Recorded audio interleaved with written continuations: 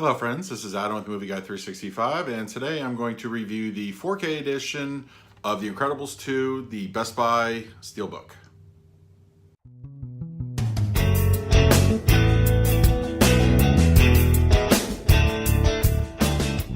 If you're new to the channel, please hit that like button, subscribe, hit the bell notification. I put out videos every single day. So, Incredibles 2 is here. It's hit our shelves. I opted to go with the Best Buy 4K Steelbook, as I usually do.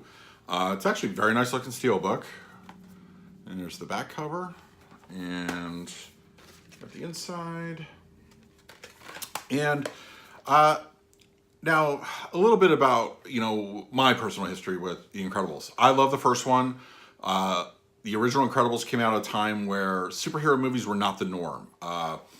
We had Raimi's Spider-Man, of course, we had Blade, and we had some great stuff back then, but we didn't have what we have today, which is a whole Marvel universe, and we have comic book movies that come out all the time. So I think a lot of people like me gravitated towards The Incredibles because it was an actual superhero movie, and it was a well-done one. I think to Pixar's credit, they've always said that they like to make good movies, not just animated films. You have those all those all over the place. People make animated features, but I think what Pixar tries to do is they want to make films, and they use animation as their tool, as their format. And I think what they do is leagues above what other people do. And I can't think of another studio like Pixar. You have, of course, like Studio Ghibli that makes some fine animation, and I think they would be the closest thing because they make great stories and films, and animation just happens to be what they use. And I think a lot of companies could learn from that.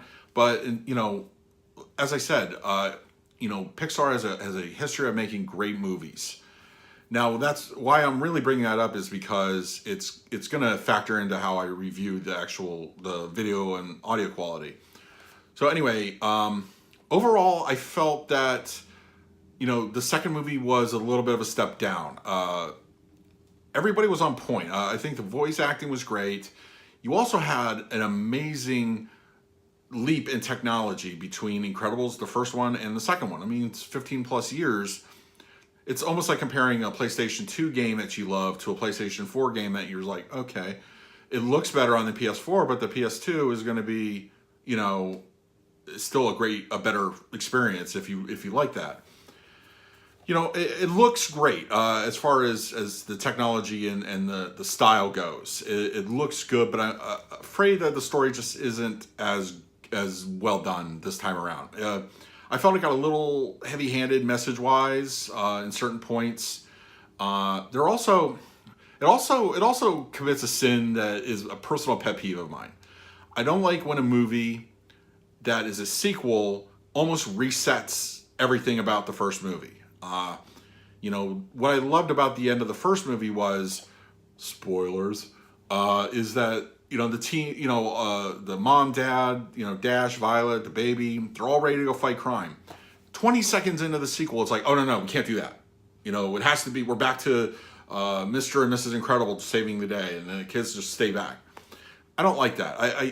I don't like the general reset vibe of movies like that. And they're not the only ones that have been guilty of this. There have been plenty of films and franchises that have done this, and it irritates me. It's very lazy. It's almost like trying to recapture the magic of the first one, but then all you're doing is you're stalling the story and the progression. So that, I didn't really like that. And of course, we also had a villain, which I'll not spoil here, that is not even close to Syndrome. Syndrome was nearly perfect. And as far as comic book type movies go, he's one of the better villains out there. I still feel that way to this day. So overall, I wasn't completely blown away by the second movie. It's okay. It has its moments. There are several, but overall, I think it was a bit of a step down. I'm hoping that if they inevitably do a third movie, that we can kind of like put that thing in, the getting the team as a team behind, because it took entirely too long in the sequel to get there. Most of the movie is just Elastigirl all by herself, and seriously, like, come on, it's The Incredibles, not just, let's keep everybody separate. It just didn't work for me. Anyway, so as far as how's the disc look? Going back to what I was saying, you have movies. Take a movie I recently reviewed, which would be Hotel Transylvania 3. I praise the animation, how it looked with the HDR. It looked bright. It looked colorful. It looked fun. The colors just pop out on the screen. This is not the case with The Incredibles 2. And I don't think that's a bad thing.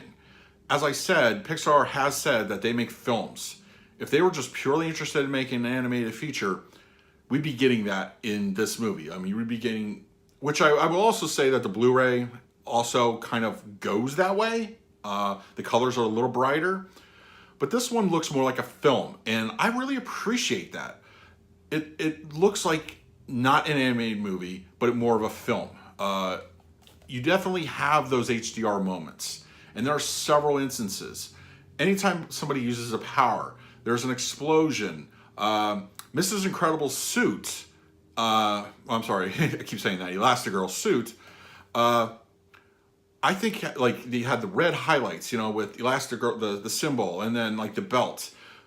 The red on her motorcycle, it looks so good. It really shows off the HDR color very, very well. The film itself is a little darker, but that goes back to what I was saying about the film look. It's supposed to look more like a film and less like, Secret Life of Pets or, Trolls or something like that. As I said, you still get those HDR highlights, but they're not going to blow you out of the water. There's a couple scenes, when Elastigirl's in the city at night, tracking the screenslaver. I thought that looked amazing to me. That looked really good.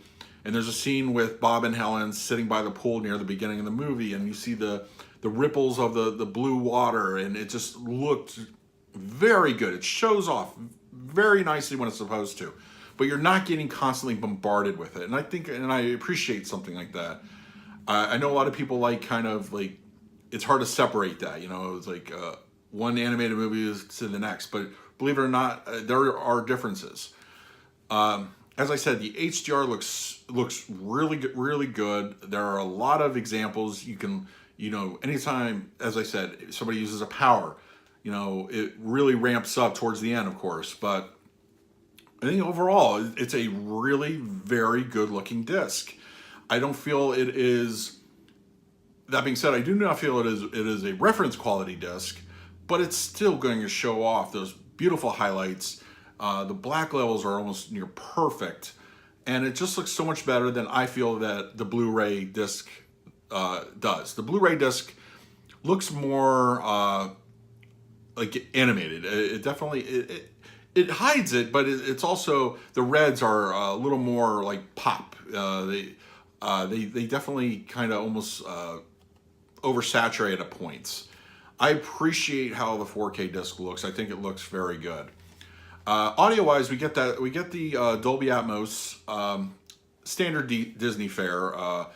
We really get it's subdued at points. We get some good immersion when the screenslaver is speaking through an audio system, so it's filling up your entire room if you have it set up that way.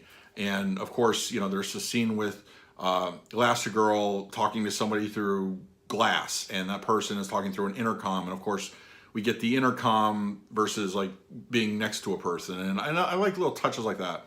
The low frequency definitely gets a workout more towards the back half of the movie, when a lot of things start happening. Yeah, we get a little bit of a rocking at the beginning, but it kind of gets understated through most of the film. The third act really kind of picks it up. I did notice it getting a bit of a workout in that respect. Overall, sounds good. Slightly subdued in parts, but that's more of a Disney issue at this point. But yeah, overall, I think you should own it. If you were a fan of the original Incredibles, if you're a Disney Pixar fan, I definitely would recommend getting Incredibles 2. Best Buy has their Steelbook. You can buy the normal 4K anywhere else, and of course Target has their edition.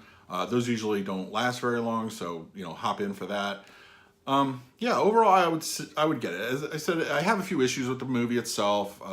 The first one is infinitely better in my opinion, but you know, still, it's definitely a worthy own. I would highly recommend it. It definitely, you know, it's going to look nice. It's going to look very nice, and I know that's very important. So, you know, that's pretty much going to do it. Leave in the comments below. Did you get your copy of The Incredibles too? Leave your comment. You know. Anyway, so yeah, that's pretty much going to do it. Please like, subscribe, hit that bell notification. Every day I do videos, so until next time, this is Adam with Movie Guy 365. I will see you at the movies.